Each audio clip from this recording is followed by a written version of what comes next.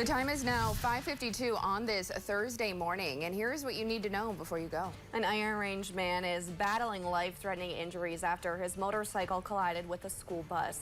It happened around 2 p.m. yesterday in Coleraine. According to Minnesota State Patrol, the school bus was turning from southbound Highway 169 onto Morrison Avenue when it collided with the motorcyclist in the northbound lane. 44-year-old Damian Heinkel was airlifted to St. Mary's Hospital in Duluth. The 69-year-old bus driver was not hurt. It's unclear if there were any passengers on the bus. The crash remains under investigation.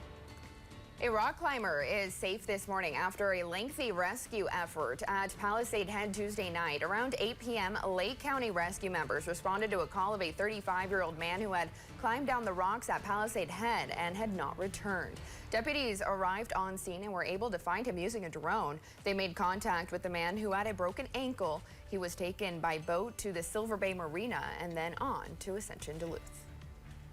New programs at Minnesota North Colleges are aiming to meet growing regional employment demands. Minnesota North Colleges, which include campuses in Hibbing, Eveleth, Ely, and other communities, will launch 5 new career programs this fall. The programs are focused on forestry and addiction studies, to name a couple topics. The goal is to place graduates directly into good-paying jobs that are available right now.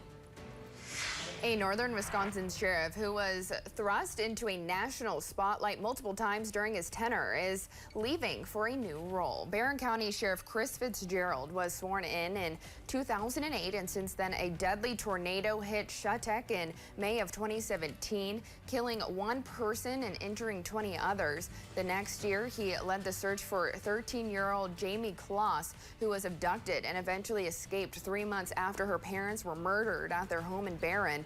Then tragedy struck again when 2 police officers were shot dead during a traffic stop in 2023.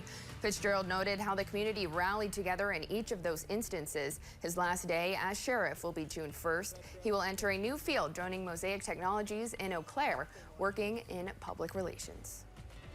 After just 1 year in office, the mayor of Bayfield has resigned. According to a post on the city's website, Mayor Ted Doherty resigned with 1 more year left to his term. Doherty was elected into office last spring. There's no word as to why Doherty is stepping down. The city opted not to fill the position with a special election. They will revisit their next steps at their next meeting in June. In the meantime, Bayfield City Council's President Lynn Cornelius will be the acting mayor.